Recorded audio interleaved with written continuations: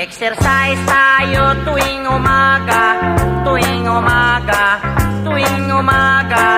Mag-exercise tayo tuwing umaga upang ang katawan natin ay sumigla. Mag-exercise tayo tuwing umaga, tuwing umaga, tuwing umaga.